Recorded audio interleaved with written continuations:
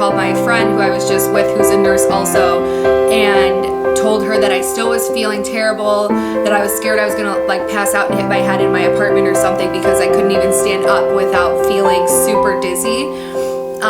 And she lived with my other friend who's also a nurse, so the three of us were talking, and they're like, you have to go to the hospital, something is wrong, you are not acting like you normally would, like this is not normal, you can't keep anything down, and going on and on. So I literally brought my purse and all of my like wallet and things like that, and like 3 pairs of workout clothes, and flew back to Ohio. I like barely remember being at the airport. I was so dizzy at the hospital, and they were ruling me out for something called C. diff, which is I'm a nurse, so it's very common in hospitals.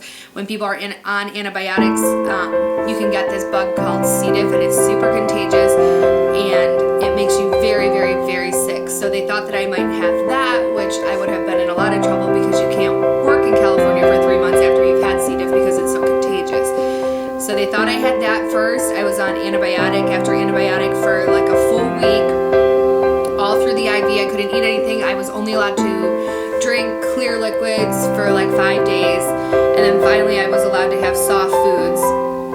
But I was getting like progressively worse, and so I was getting worse and worse, and finally, instead of having an infectious disease doctor see me, they decided to have a gastroenterologist see me, and I actually saw the nurse practitioner first, and she explained, go in through both ends of your body with a camera and take pictures of your colon and take biopsies of your tissues.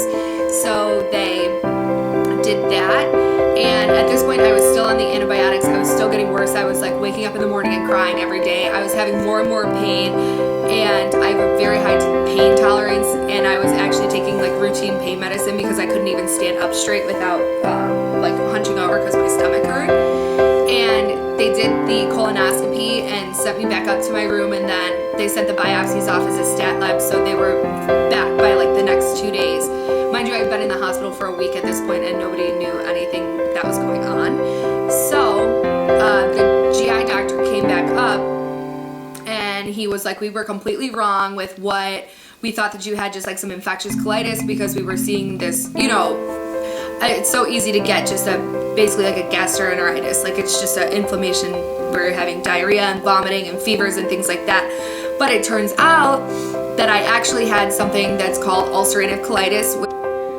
So this is a part of my life now, and it's taught me just how to adjust and take better care of myself, and you've got to do what you've got to do to make it through life and be healthy and be happy and